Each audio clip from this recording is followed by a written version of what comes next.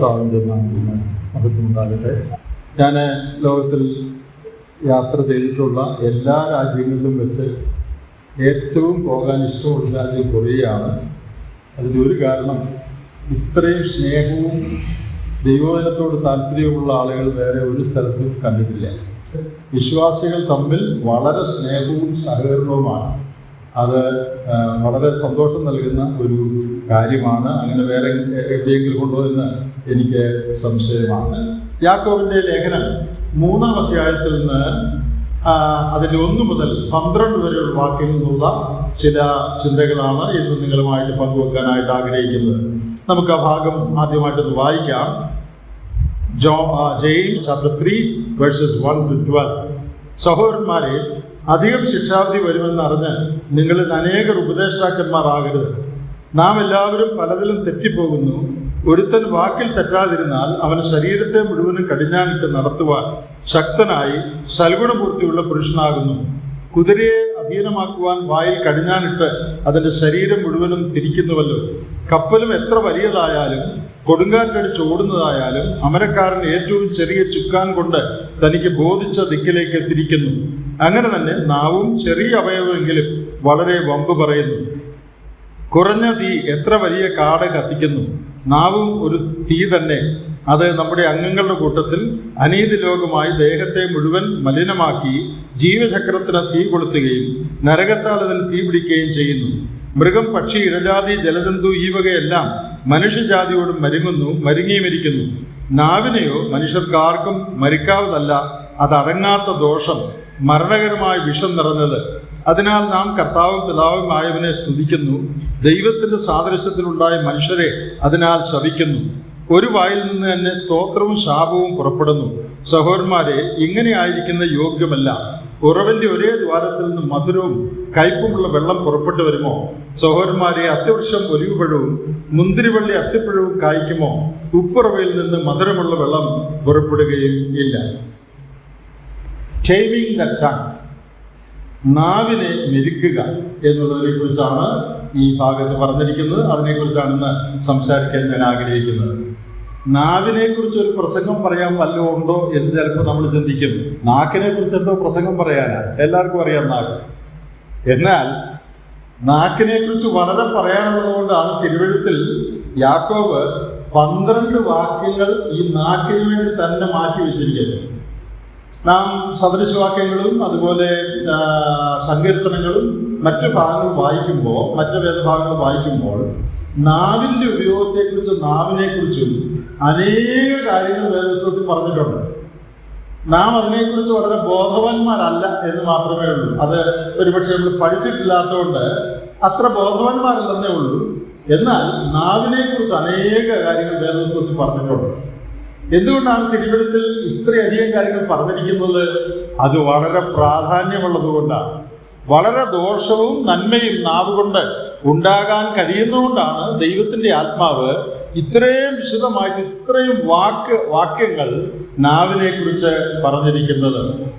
നാവിനെക്കുറിച്ച് പല കാര്യങ്ങൾ ഈ 12 വാക്യങ്ങളിലുണ്ട്. അത് 4-5 പോയിന്റുകളായിട്ട് പിരിച്ചു പറയാമെന്ന് ഞാൻ വിചാരിക്കുക. അപ്പം അത് മനസ്സിലാക്കാനായിട്ട് എളുപ്പമാകും. നാവിനെക്കുറിച്ച് ഈ ഭാഗത്ത് നാവിൻ്റെ ഉപയോഗത്തെക്കുറിച്ച് പറഞ്ഞിരിക്കുന്ന സത്യങ്ങൾ 5-6 പോയിന്റുകളായിട്ട് സ്റ്റെപ്പ് ബൈ സ്റ്റെപ്പ് പറയാനായിട്ട് ഞാൻ വിചാരിക്കുകയാണ്. അത് നമ്മുടെ കാര്യം ഗ്രഹിക്കുന്നതിന് അത് വളരെ സഹായകരമായിരിക്കും. ഈ യാക്കോബിൻ്റെ ലേഖനത്തിൽ 6 തരത്തിലുള്ള നാവിനെ കുറിച്ച് പറഞ്ഞിട്ടുണ്ട്. അത് നമുക്ക് പെട്ടെന്ന് നോക്കാം. അത് വിശദീകരിക്കേണ്ട ആവശ്യമില്ല. അതിൻ്റെ 1-ന്റെ 13-ാമത്തെ വാക്യം, ബ്ലാസ്ഫമസ് ടങ്, ദൂഷണം പറയുന്ന നാവ്. ഇവിടെ നാവെന്നുള്ള വാക്കില്ല, പക്ഷേ പറയുക എന്നുള്ള വാക്കുണ്ട്. അവിടെ ശ്രദ്ധിച്ച 13-ൽ പരീക്ഷിക്കപ്പെടുമ്പോൾ ഞാൻ ദൈവത്താൽ പരീക്ഷിക്കപ്പെടുന്നു എന്ന് ആരും പറയരുത്. പറയുന്നത് എങ്ങനെയാണ്? പറയുന്നത് നാക്കുകൊണ്ടാണ്. അപ്പോൾ നാക്ക് എന്നുള്ളതിന് പകരം പറയുക എന്നാണ് അവിടെ ഉപയോഗിച്ചിരിക്കുന്നത്. ദൂഷണം പറയുന്ന നാവ്. എന്താ ദൂഷണം? പരീക്ഷിക്കപ്പെടുമ്പോൾ ദൈവമാണ് എന്നെ പരീക്ഷിക്കുന്നതെന്ന് ദൈവത്തെക്കുറിച്ച് ദൂഷണം പറയുക. അതുകൊണ്ടാണ് അതിനെ ബ്ലാസ്ഫമസ് ടങ് എന്ന് വിളിക്കുന്നത്, ദൂഷണം പറയുന്ന നാവ്.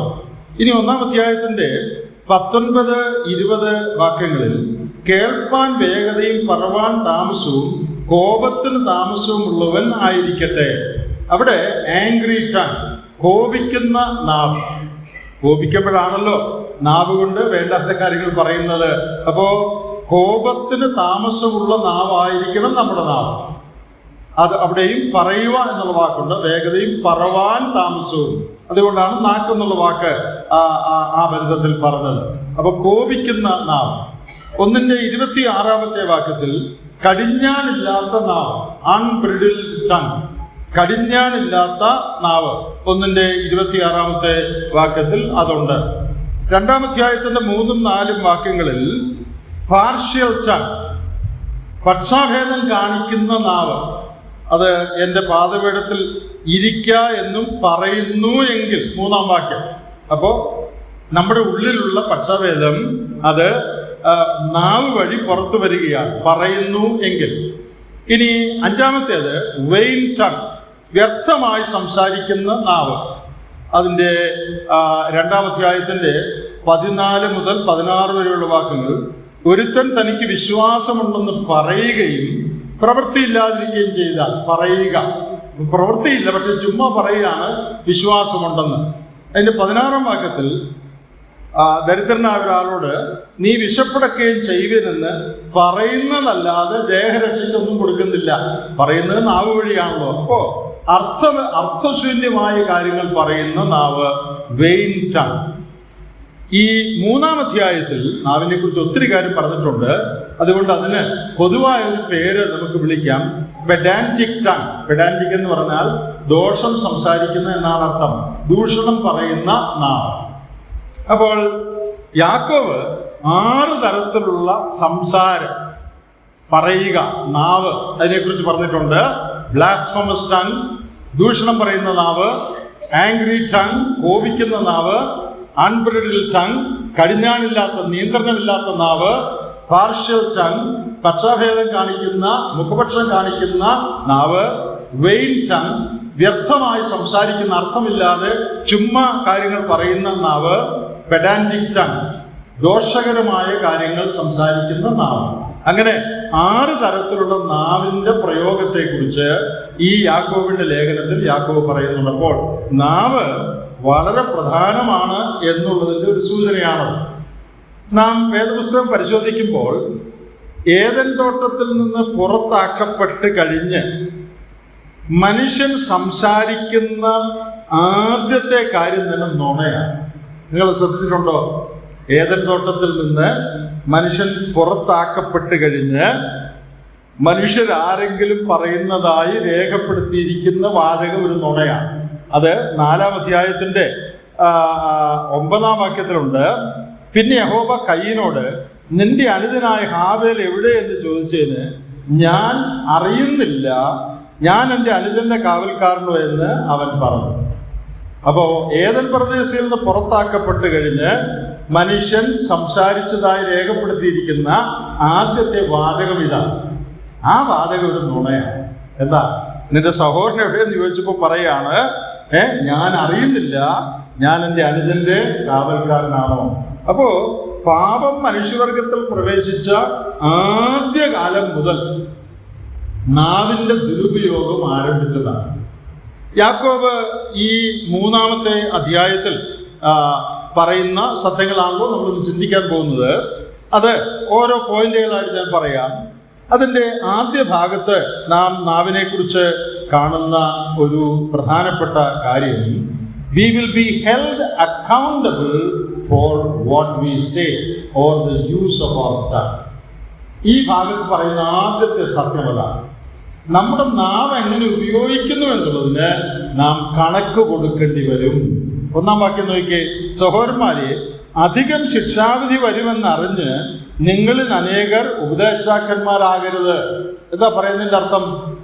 ഉപദേഷ്ടാക്കന്മാർ മറ്റുള്ളവരെ പഠിപ്പിക്കുന്നവരാണ്, മറ്റുള്ളവരോട് പ്രസംഗിക്കുന്നവരാണ്, മറ്റുള്ളവർക്ക് ഗുണദോഷം പറഞ്ഞു കൊടുക്കുന്നവരാണ്. അവര് ഒരു കാര്യം ഓർക്കണം, എന്താ?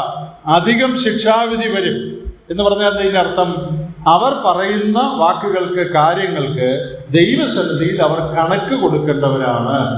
ഇത് പ്രസംഗിക്കുന്നവരുടെ അല്ലെങ്കിൽ മറ്റുള്ളവരെ ഉപദേശിക്കുന്നവരുടെ കാര്യമാണ് ഇവിടെ പ്രാഥമികമായി പറഞ്ഞിരിക്കുന്നത്. പ്രസവിക്കുക എന്ന് പറയുന്നത് വളരെ ഗൗരവമുള്ള ഒരു ജോലിയാണ്. അത് പഠിക്കണം എന്നുള്ളത് മാത്രമല്ല അതിൻ്റെ ഗൗരവം, ദൈവസന്നിധിയിൽ പ്രത്യേക കണക്ക് കൊടുക്കേണ്ട ഒരു കാര്യമാണ്. ഞാൻ പലപ്പോഴും ചിന്തിക്കുന്ന ഒരു കാര്യമാണ്, ഇതിൻ്റെ ഗൗരവം മനസ്സിലാകാത്തതുകൊണ്ട് എങ്ങനെങ്കിലും പ്രസംഗിക്കണമെന്ന് വിചാരിച്ച് നടക്കുന്ന അനേക ആളുകൾ നമ്മുടെ ഇടയിലുണ്ട്. നിങ്ങൾ കേട്ടിട്ടുണ്ടോ? ഞാൻ ആ മരണ വീട്ടിൽ ചെന്നിട്ട് എനിക്കൊരു അവസരം തന്നില്ല, ഞാൻ ആ സമ്മേളനത്തിൽ ചെന്നിട്ട് ഒരു വാക്ക് പോലും പറയാൻ എന്നോട് പറഞ്ഞില്ല, ഈ പ്രാവശ്യത്തെ കൺവെൻഷന് എന്നെ വിളിച്ചില്ല. അപ്പോൾ എങ്ങനെങ്കിലും പ്രസംഗിക്കണമെന്ന് ആഗ്രഹിച്ച് നടക്കുന്ന അനേക ആളുകളുണ്ട്. എന്തിനാ അവർ പ്രസംഗിക്കുന്നത്? ആളുകളെ കാണിക്കാൻ, എനിക്ക് പ്രസംഗിക്കാൻ കഴിവുണ്ടെന്ന് ആളുകളെ ഇംപ്രസ് ചെയ്യിക്കാൻ. എന്നാൽ ദൈവത്തിന് പകരം എന്താ പറയുന്നതെന്ന് അറിയാമോ? അങ്ങനെ അരുത്. വളരെ സൂക്ഷിച്ചു വേണം ബാക്കിയുള്ളവരെ ഉപദേശിക്കാൻ. കാരണം അങ്ങനെയുള്ളവർക്ക് അധികം ശിക്ഷാവിധി വരും. അവർ കണക്ക് കൊടുക്കേണ്ടവരാണ്. അത് ഓർക്കാതെയാണ് ഈ പ്രസംഗത്തിനുള്ള വ്യഗ്രത കാണിക്കുന്നത്. എങ്ങനെയെങ്കിലും പ്രസംഗിക്കണം, എന്നെ പ്രസംഗിപ്പിക്കണം, എന്നെ പ്രസംഗിപ്പിച്ചില്ല, അതിന് പിണങ്ങി നടക്കുന്ന ആളുകളുണ്ട്. കല്യാണത്തിന് എന്നെ പ്രസംഗിപ്പിച്ചില്ല. അപ്പൊ ദൈവവചനം പറയുന്ന കാര്യവും അവർ മനസ്സിലാക്കുന്ന കാര്യവും തമ്മിൽ എന്തോ ഒരു അന്തരമാണ്. പ്രിയപ്പെട്ടവരെ, മറ്റുള്ളവരെ ഉപദേശിക്കുക, അത് സഭയിലെ പ്രസംഗമാണെങ്കിലും മറ്റു കാര്യങ്ങളാണെങ്കിലും ദൈവസന്നിധിയിൽ നാം പറയുന്ന കാര്യങ്ങൾക്ക് കണക്ക് കൊടുക്കണമെന്നാണ് 3-ാം അധ്യായത്തിന്റെ ആദ്യത്തെ വാക്യത്തിൽ പറയുന്നത്. ഇനി ഉപദേശകന്മാരുടെ കാര്യം വിട്ടിട്ട് സാധാരണക്കാരുടെ കാര്യം തന്നെ എടുക്കുക. നമ്മുടെ എല്ലാവരുടെയും കാര്യത്തിലും ഇത് ശരിയാണ്. നാം പറയുന്ന കാര്യങ്ങൾക്ക് ദൈവസന്നിധിയിൽ നാം ഉത്തരവാദിത്വമുള്ളവരാണ്. നാം പറയുന്ന കാര്യങ്ങൾക്ക് ദൈവമുൻപാകെ നാം കണക്ക് കൊടുക്കേണ്ടവരാണ്. 1-ാം അധ്യായത്തിന്റെ 19-ാമത്തെ വാക്യത്തിൽ കേൾപ്പാൻ വേഗതയും പറവാൻ താമസവുമുള്ളവരായിരിക്കണമെന്നാണ്. എന്ന് പറഞ്ഞാൽ പറയാൻ വ്യഗ്രത കൂട്ടരുതെന്നാണ്. കേൾക്കാനായിട്ട് നീ ഉത്സാഹിക്കണം, പക്ഷേ പറയാനായിട്ട് നീ വ്യഗ്രത കൂട്ടരുത്, നീ ഉത്സാഹം കാണിക്കരുത്. അത്യാവശ്യമുണ്ടെങ്കിൽ പറഞ്ഞാൽ മതി. വേദപുസ്തകത്തിൽ ഈ സംസാരിക്കുന്നതിനെ കുറിച്ച് പറഞ്ഞിരിക്കുന്ന വളരെ പ്രധാനപ്പെട്ട ഒരു കാര്യമാണ്. അതിൻ്റെ അടുത്ത വാക്യത്തിൽ പറഞ്ഞിരിക്കുന്നത്, 2-ാമത്തെ വാക്യത്തിൽ പറഞ്ഞിരിക്കുന്നത്, നാം എല്ലാവരും പലതിലും തെറ്റിപ്പോകുന്നു എന്ന് പറഞ്ഞിട്ട് പറയുന്ന ആ കാര്യം നമ്മുടെ സംസാരത്തിലാണ് ഏറ്റവും തെറ്റാൻ സാധ്യതയുള്ളത്. നമുക്കെല്ലാവർക്കും തെറ്റ് വരാൻ ഏറ്റവും സാധ്യതയുള്ളത് നമ്മുടെ വർത്തമാനത്തിലാണ്, നമ്മുടെ സംസാരത്തിലാണ്. ഈ സദൃശവാക്യം 17-ന്റെ 27-28 വാക്യങ്ങൾ ഒന്ന് നോക്കിയാൽ വളരെ നല്ല ഒരു കാര്യം അവിടെ പറഞ്ഞിട്ടുണ്ട്. സദൃശവാക്യം 17-ന്റെ 27-28 വാക്യങ്ങൾ കിട്ടുന്നവരത് വായിച്ചാൽ നല്ലതാണ്. പല വാക്യങ്ങൾ വായിക്കാനുണ്ട്, കിട്ടുന്നവരൊന്ന് ഉറച്ച് വായിച്ചാട്ടെ. സദൃശവാക്യം 17-ന്റെ 27-28. വാക്കടക്കി വെക്കുന്നവൻ പരിജ്ഞാനമുള്ളവൻ, ശാന്തമാനസവൻ ബുദ്ധിമാൻ തന്നെ. മിണ്ടാതിരുന്നാൽ ഭോഷനെ പോലെ ജ്ഞാനിയായും അധരം അടച്ചുകൊണ്ടാൽ വിവേകിയായും എന്നത്. എത്ര നല്ല വാക്യമാണ്.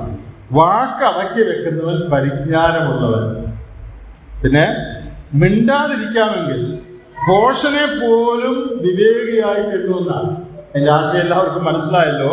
സംസാരത്തിലാണ് ഏറ്റവും തെറ്റ് വരാനായിട്ട് സാധ്യതയുള്ളത്. അപ്പൊ യാക്കോബ് നമ്മെ ഓർപ്പിക്കുന്ന 1-ാമത്തെ കാര്യം, നാവിന്റെ ഉപയോഗത്തോടുള്ള ബന്ധത്തിൽ ഓർക്കേണ്ട 1-ാമത്തെ കാര്യം, നാം പറയുന്ന ഏത് വാക്കിനും ദൈവമുമ്പാകെ നമുക്ക് ഉത്തരവാദിത്വമുണ്ട്. ഉപദേഷ്ടാക്കന്മാർക്കുണ്ട്, എല്ലാ സ്ത്രീ പുരുഷന്മാർക്കും വിശ്വാസികൾക്കും ഉത്തരവാദിത്വമുണ്ട്.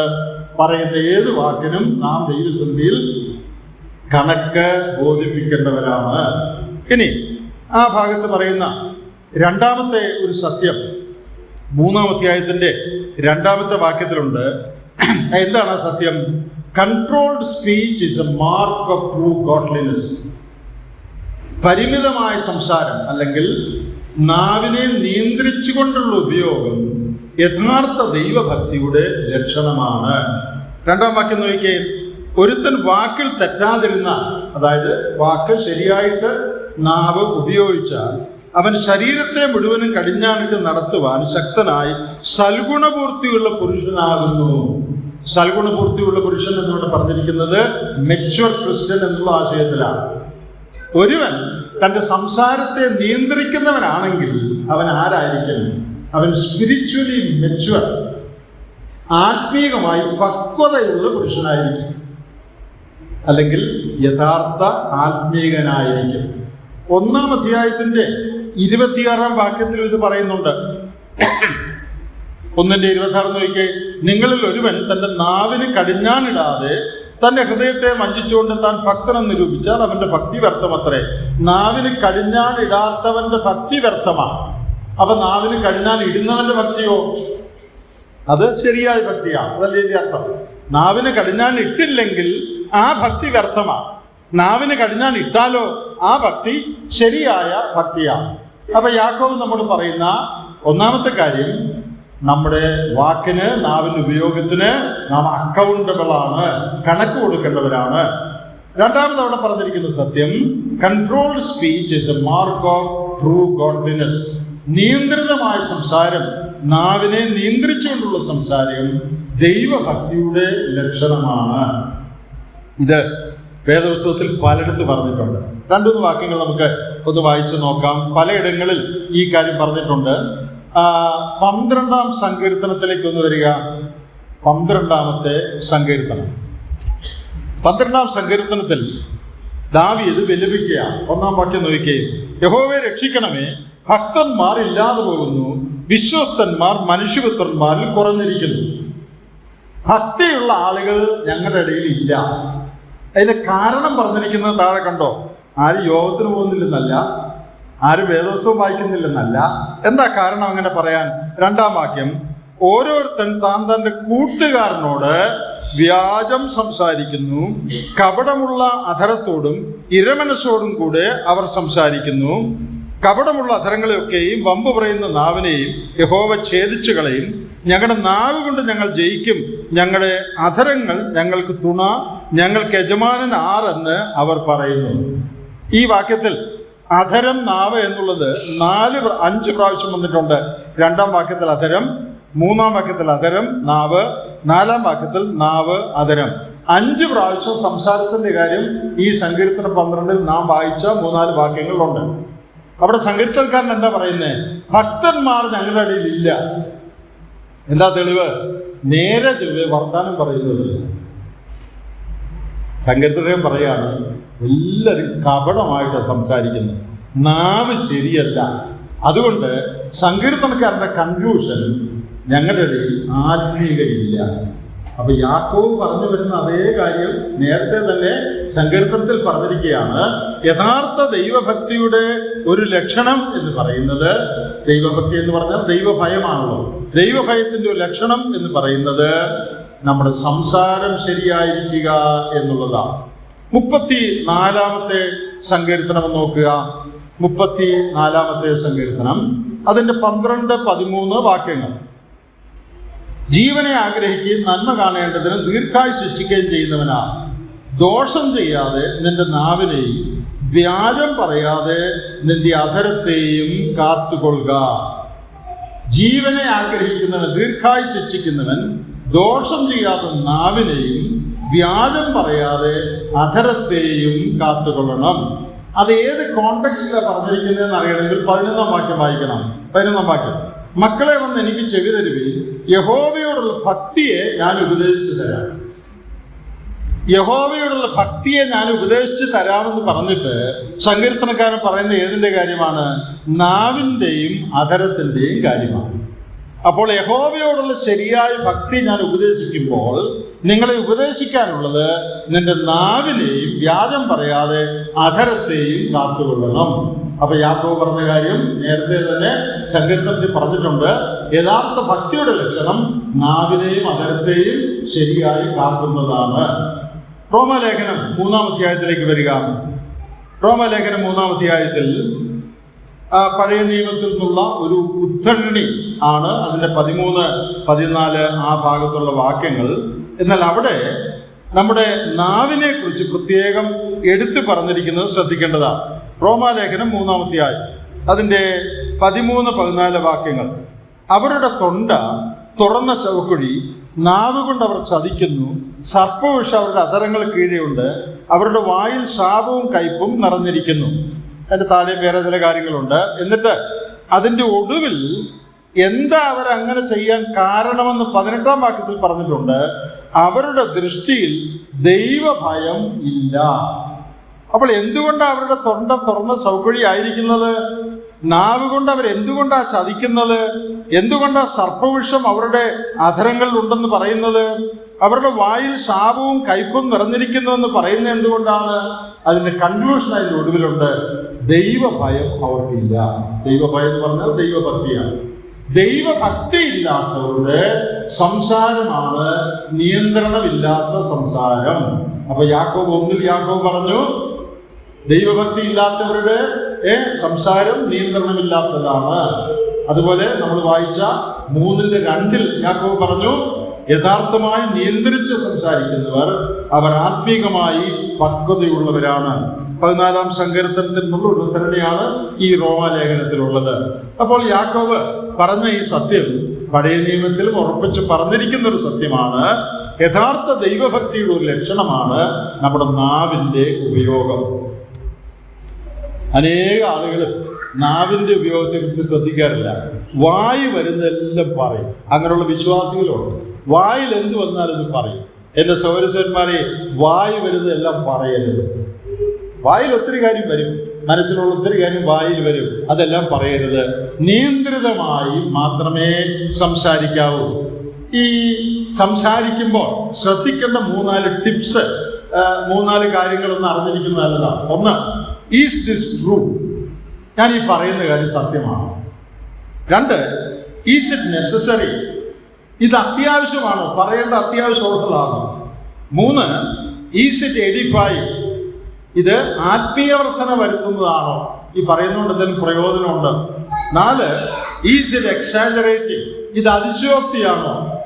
യോഗത്തിന് 10 പേരുണ്ടായിരുന്നു, പക്ഷെ പറയുമ്പോൾ 10-60 പേരുണ്ടായിരുന്നു യോഗത്തിന്. 10 വരെ ഉള്ളായിരുന്നു. അങ്ങനെ പറയാൻ പാടില്ല. 10 വരെ ഉള്ളെങ്കിൽ 10 പറയാവുള്ളൂ. അതിശയോക്തി കലർത്തി പറയാനായിട്ട് പാടില്ല. മറ്റൊരു പ്രധാനപ്പെട്ട കാര്യം, are you speaking from A good heart with good intention? നല്ല ഉദ്ദേശത്തോടുകൂടെ നല്ല ഹൃദയത്തിൽ നിന്നാണോ പറയുന്നത്? അപ്പൊ എന്തൊക്കെയാ സംസാരിക്കുമ്പോൾ ശ്രദ്ധിക്കേണ്ടത്? സത്യമാണോ? അത്യാവശ്യമാണോ? പ്രയോജനമുണ്ടോ? അല്ലെങ്കിൽ ആത്മീയവർദ്ധന വരുമോ? അതിശയോക്തി ഇതിനകത്തുണ്ടോ? നല്ല ഹൃദയത്തിൽ നിന്നാണോ ഇത് പറയുന്നത്? ഈ ഒടുവിൽ ഞാൻ പറഞ്ഞ കാര്യം വളരെ പ്രധാനപ്പെട്ട കാര്യമാണ്. ഞാൻ ഇതിന് മുമ്പ് ഇവിടെ പറഞ്ഞിട്ടുണ്ടെന്ന് തോന്നുന്നു. പറയുന്നത് സത്യമായിരുന്നാൽ മാത്രം പോരാ, നല്ല ഹൃദയത്തിൽ നിന്ന് വേണം പറയാൻ. ഇപ്പോൾ ഒരു പെട്ടെന്ന് മനസ്സിലാകുന്ന ഒരു ഉദാഹരണം, ഞാനിപ്പോൾ നിങ്ങളോട് ചോദിക്കാം, ഇന്ന് ആ സഹോദരൻ എന്താ യോഗത്തിന് വരാൻ? അപ്പൊ നിങ്ങൾ പറയാം, പുള്ളിക്ക് പനിയാന്നൊക്കെയാ പറയുന്നത്. അപ്പോൾ നിങ്ങൾ ചോദിച്ചപ്പോൾ പുള്ളിക്ക് പനിയാന്ന് പുള്ളി പറഞ്ഞായിരുന്നു. അതാ പറഞ്ഞത് സത്യമാണോ? പറഞ്ഞത് സത്യമാണ്. പക്ഷെ പറഞ്ഞ ടോണിൽ ഞാൻ എന്ത് മനസ്സിലാക്കണമെന്നാണ് നിങ്ങൾ ഉദ്ദേശിക്കുന്നത്? പുള്ളിക്ക് പനിയാന്നൊക്കെയാ പറയുന്നത് എന്ന് പറഞ്ഞാൽ പുള്ളി മടി പിടിച്ച് വരാതിരിക്കുകയാണ്. അത് നിങ്ങൾ എന്നോട് പറഞ്ഞില്ല. പക്ഷെ എനിക്കെന്ത് മനസ്സിലായി? എനിക്കതാ മനസ്സിലായത്. അപ്പൊ പറഞ്ഞ കാര്യം സത്യമാണ്, പക്ഷെ നല്ല ഹൃദയത്തിൽ നല്ല പറഞ്ഞു, ദുരുദ്ദേശത്തോടു കൂടെ സത്യം പറഞ്ഞതാണ്. അപ്പൊ ഇത് നമ്മൾ ശ്രദ്ധിക്കണം. നന്മയുള്ള ഹൃദയത്തിൽ നിന്ന് വേണം നാം സംസാരിക്കാൻ. നന്മയുള്ള ഹൃദയത്തിൽ നിന്ന് വേണം നമ്മുടെ വാക്കുകൾ വരാൻ. വാക്ക് കറക്റ്റ് ആയിരുന്നാൽ മാത്രം പോരാ, വാക്ക് പറയുന്നത് ശരിയായ സ്പിരിറ്റിലായിരിക്കണം. അതെ, ഞാൻ സന്ദർഭവശാൽ ഓർപ്പിച്ചു എന്ന് മാത്രമേ ഉള്ളൂ. അപ്പോൾ നമ്മുടെ സംസാരം ദൈവഭക്തിയുടെ ലക്ഷണമാണ്. 3-ാമത് യാക്കോബ് ഈ ഭാഗത്ത് ഓർപ്പിക്കുന്ന വളരെ പ്രധാനപ്പെട്ട ഒരു കാര്യം, recognize its tremendous power for good or evil. നന്മയ്ക്കോ തിന്മയ്ക്കോ ഉള്ള നാവിന്റെ ശക്തി നാം തിരിച്ചറിയണം. നാവ് നന്മയ്ക്കും ഉപകരിക്കും, നാവ് തിന്മയ്ക്കും ഉപകരിക്കും. ഇത് രണ്ടിനും ശക്തിയുള്ളൊരു ചെറിയ അവയവമാണ് നാവെന്ന് നാം തിരിച്ചറിയണം. അതിവിടെ യാക്കോബ് വിശദീകരിക്കുന്നുണ്ട്. നമുക്ക് ആ വിശദീകരണത്തിലേക്കെല്ലാം പോകാൻ ഇപ്പോൾ സമയമില്ല. അതുകൊണ്ട് ഞാൻ അതിൽ പ്രധാന പോയിന്റുകൾ മാത്രം പറഞ്ഞു പോവുകയാണ്. നന്മയ്ക്ക് ഉപയോഗിക്കുന്നത്, നിങ്ങൾ അതിന്റെ 3-ാം വാക്യം നോക്കിയേ, കുതിരയെ കടിഞ്ഞാൺ കൊണ്ട് അടക്കുന്നു. ഇത് നന്മയാണ് അല്ലേ? കുതിരയെ കടിഞ്ഞാൺ കൊണ്ട് നിയന്ത്രിച്ച് ശരിയായ വഴിയിൽ നടത്തുന്നു. അതൊരു നല്ല കാര്യമാണ്.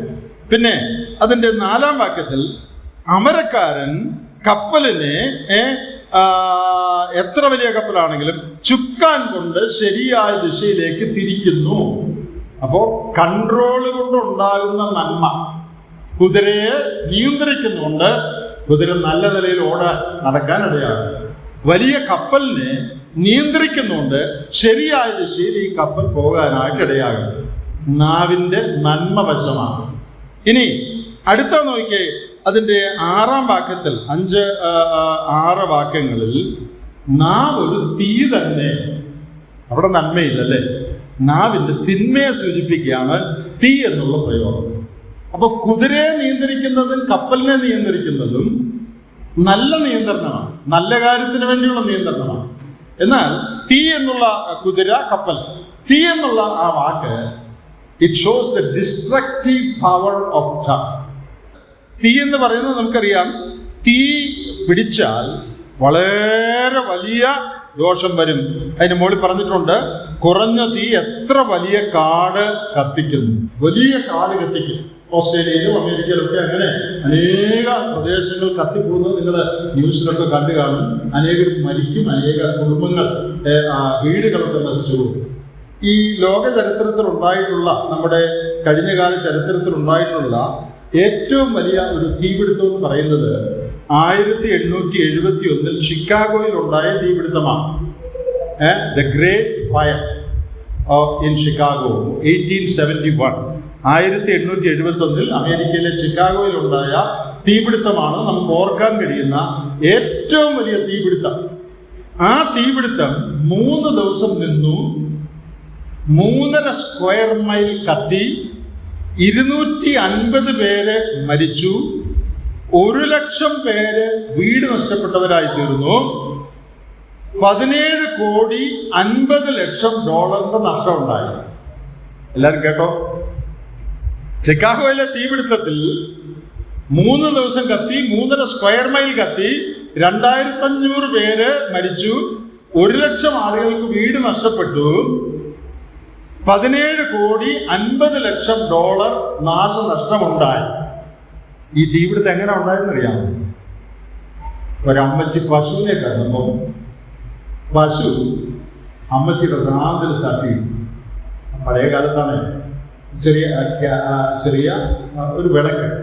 ആ വിളക്ക് പശു കാലുകൊണ്ട് തട്ടിയപ്പോൾ അവിടെ തൊഴുത്തിലായിരിക്കും, അവിടെ എവിടെയോ തീ പിടിച്ചു. ആ തീയുടെ കാര്യമായിട്ട് ഞാൻ പറഞ്ഞു. അപ്പോ ഒരു റാന്തൽ നിന്ന് ഉണ്ടായ ഒരു ചെറിയ തീ എത്ര വലിയ നഷ്ടം വരുത്തി എന്നുള്ളത് ചരിത്രം പറയുകയാണ്. അതാണ് യാക്കോബ് ഇവിടെ പറയുന്നു. യാക്കോബ് പറയാണ്, ചെറിയ അവയവെങ്കിലും വലിയ കാട് കത്തിക്കുന്നു. അപ്പോൾ നാം ഇതിൽ എന്താ മനസ്സിലാക്കുന്നത്? നാവ് വളരെ നല്ല കാര്യങ്ങൾക്ക് ഉപയോഗിക്കാം, പിന്നെ വളരെ ദോഷകരമായ കാര്യങ്ങൾക്കും ഉപയോഗിക്കാം. നാവിന്റെ നല്ല വശങ്ങൾ ഞാൻ കപ്പൽ, കുതിര എന്നുള്ളതിൽ നിന്ന് സൂചിപ്പിച്ചു. 8-ാം അധ്യായത്തിൽ നാവിന്റെ നല്ല വശത്തെക്കുറിച്ച് പറയുന്നുണ്ട്. 8-9 വാക്യങ്ങളിൽ ദൈവവും പിതാവുമായവനെ സ്തുതിക്കാനായിട്ട് ഉപയോഗിക്കാം. സ്തോത്രം നാവിൽ നിന്ന് വരും. അത് നല്ല കാര്യമാണ് അല്ലേ? നാവ് കൊണ്ട് ദൈവത്തെ സ്തുതിക്കാൻ, ദൈവത്തിന് പാടാനായിട്ട് നമുക്ക് കഴിയും.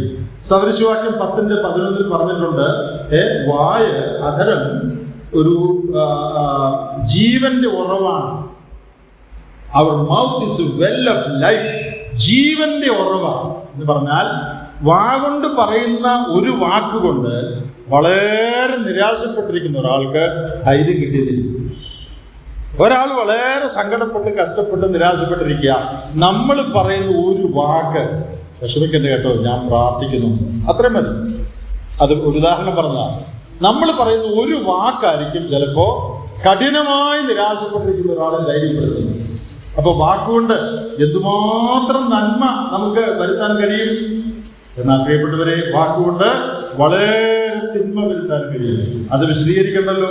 എത്ര വീടുകളിലാണ് അമ്മായിമ്മയും മരുമകളുമായിട്ട് വാക്കുകൊണ്ടുള്ള പ്രശ്നത്തിൽ വഴക്കുണ്ടായിട്ടുള്ളത്? എത്ര സഭകളാണ് വാക്ക് പറഞ്ഞതിൽ വിരൽ ഭിന്നിച്ചിട്ടുള്ളത്? എത്ര കുടുംബ ബന്ധങ്ങളാണ് പറഞ്ഞ ചില കാര്യങ്ങളുടെ പേരിൽ അവൾ അങ്ങനെ പറഞ്ഞു, ഇവൻ ഇങ്ങനെ പറഞ്ഞു, അതിന്റെ പേരിൽ എത്രയോ കുടുംബങ്ങൾ തകർന്നിട്ടുണ്ട്. അതുകൊണ്ട് വാക്ക് നന്മയ്ക്കും തിന്മയ്ക്കും ഉപയോഗിക്കാനായിട്ട് കഴിവുള്ളതാണ്. സ്തോത്രത്തിന് ഉപയോഗിക്കാം, ശാപത്തിന് ഉപയോഗിക്കാം. അതുകൊണ്ട് നമ്മൾ എന്ത് ചെയ്യണം? നമ്മൾ ഒരു നിലയിലും നെഗറ്റീവായിട്ട് ശാപകരമായ നിലയിൽ വാക്കുപയോഗിക്കാതെ നല്ല കാര്യത്തിന്, ജീവന്റെ കുറവായി സ്തോത്രത്തിനും സ്തുതിക്കും പ്രോത്സാഹനത്തിനും മാത്രം നമ്മുടെ വാക്കുപയോഗിക്കാൻ നാം പ്രത്യേകം ശ്രദ്ധിക്കുന്നതാണ്. നാലാമതായിട്ട് ആ ഭാഗത്ത് പറയുന്ന മറ്റൊരു സത്യം, good and evil proceeding from the same source is against the principles of nature. നന്മയും തിന്മയും ഒരേ ഉറവിടത്തിൽ നിന്ന് വരുന്നത് പ്രകൃതി വിരുദ്ധമായൊരു കാര്യമാണ്. പ്രകൃതിയിൽ അങ്ങനെയില്ല. അതിന്റെ തെളിവാണ് അതിന്റെ 11-12 വാക്യങ്ങൾ പറയുന്നത്. എന്താ? ഒരേ ഉറവിന്റെ ദ്വാരത്തിൽ നിന്ന് മധുരവും കയ്പുമുള്ള വെള്ളം പുറപ്പെട്ടു വരുമോ? പ്രകൃതിയിൽ നോക്കുക. ഒരു സോഴ്സിൽ നിന്ന് മധുരമുള്ള വെള്ളമാണെങ്കിൽ മധുരമുള്ള വെള്ളമേ ഉള്ളൂ, കയ്പ് വെള്ളമാണെങ്കിൽ കയ്പ് വെള്ളമേ ഉള്ളൂ. അടുത്ത വാക്യത്തിൽ അത്തിവൃക്ഷം ഒലിവ് പഴവും മുന്തിരിവള്ളി അത്തിപ്പഴവും കായ്ക്കുമോ? അത്തിവൃക്ഷത്തിൽ നിന്ന് അത്തിവൃക്ഷേ ഉണ്ടാകുള്ളൂ, അത്തിപ്പഴേ ഉണ്ടാകുകയുള്ളൂ. മുന്തിരിവള്ളിയിൽ നിന്ന് മുന്തിരിവള്ളിയേ ഉണ്ടാവുകയുള്ളൂ. അത് പ്രകൃതിയിൽ ദൈവം വെച്ചിരിക്കുന്ന ഒരു പ്രമാണമാണ്. യാക്കോബ് ആ പ്രമാണം ഇവിടെ കോട്ട് ചെയ്യുകയാണ്. അപ്പോൾ യാക്കോബ് എന്താ പറയുന്നത്? ഒരേ വായിൽ നിന്ന് തിന്മയും നന്മയും വരിക എന്നുള്ളത് പ്രകൃതി നിയമങ്ങൾക്ക് വിരുദ്ധമാണ്. അതുകൊണ്ട് നമ്മുടെ ജീവിതത്തിൽ ഒരിക്കലും ഇത് വരാൻ പാടില്ല. അത് ഉദ്ദേശിച്ചിട്ടില്ല. യാക്കോബ് ഇവിടെ പറയുകയാണ്, സഹോദരന്മാരെ, ഇങ്ങനെ ആയിരിക്കുന്നത് യോഗ്യമല്ല. പ്രകൃതി തന്നെ നമ്മെ പഠിപ്പിക്കുകയാണ്. ദൈവം പ്രകൃതിയിൽ വെച്ചിരിക്കുന്ന വ്യവസ്ഥ തന്നെ നല്ല ഉറവിൽ നിന്ന് നല്ല വെള്ളം വരും, ചീത്ത ഉറവിൽ നിന്ന് ചീത്ത വെള്ളം വരും. മുന്തിരി വള്ളിയിൽ നിന്ന് മുന്തിരിപ്പഴം വരും, അത്തിപ്പഴത്തിൽ നിന്ന് അത്തിവൃക്ഷത്തിൽ നിന്ന് അത്തിപ്പഴം വരും, തിരിച്ചു വരത്തില്ല. അതാണ് പ്രകൃതിയിൽ ദൈവം വെച്ചിരിക്കുന്ന വ്യവസ്ഥ. അതുകൊണ്ട് നിങ്ങളുടെ സംസാരത്തിന്റെ കാര്യത്തിൽ ശ്രദ്ധിക്കണം സഹോദരന്മാരെ. ഇങ്ങനെ ആയിരിക്കുന്നത് യോഗ്യമല്ല. ഇത് പ്രകൃതി വിരുദ്ധമാണ്, ദൈവത്തിന്റെ പ്രമാണത്തിന് വിരുദ്ധമാണ്. ഒരേ ഉറവയിൽ നിന്ന് 2 തരം വെള്ളം വരിക, ഒരേ വൃക്ഷത്തിൽ നിന്ന് 2 തരം ഫലം വരിക എന്നുള്ളത് യാക്കോബ് പ്രകൃതിയിൽ ദൈവം വെച്ച പ്രമാണത്തെ ഓർപ്പിച്ച് വിശ്വാസികളെ പ്രബോധിപ്പിക്കുകയാണ്. ഒടുവിലായിട്ട് ആ ഭാഗം നമ്മളിപ്പം വായിച്ച 11-12 വാക്യങ്ങളുള്ള വേറെ ഒരു പ്രമാണം, recognize that the sin in our talk originate from its source. നമ്മുടെ സംസാരത്തിലുള്ള പാപം അല്ലെങ്കിൽ നാവിന്റെ ദുരുപയോഗം നാവിൽ നിന്ന് വരുന്നതല്ല, അത് ഉറവിടത്തിൽ നിന്ന് വരുന്നതാണ്. ഏതാ ഉറവിടം എന്ന് പറയുന്നത്? നമ്മുടെ ഹൃദയമാണ്. നമ്മുടെ കർത്താവ് മത്തായി സുവിശേഷത്തിൽ പറഞ്ഞിട്ടുണ്ട്. കഴിഞ്ഞ പ്രാവശ്യം ഞാൻ സംസാരിച്ചപ്പോൾ ആ കാര്യം വിശദമായിട്ട് ഓർപ്പിച്ചതാണ്. അതുകൊണ്ട് അതിലേക്ക് കൂടുതൽ പോകുന്നില്ല. കർത്താവ് പറഞ്ഞു എന്താ? ഹൃദയം നിറഞ്ഞ് കവിയുന്നതിൽ നിന്നല്ലോ വായ സംസാരിക്കുന്നത്. ഈ പ്രമാണങ്ങൾ വരുന്ന ദിവസങ്ങളിൽ യാക്കോബിന്റെ 3-ാം അധ്യായത്തിൽ നിന്നുള്ള ഈ പ്രമാണങ്ങൾ വരുന്ന ദിവസങ്ങളിൽ നമുക്ക് ശ്രദ്ധിച്ച് ജീവിക്കാം. ദൈവം നമ്മെ സഹായിക്കും.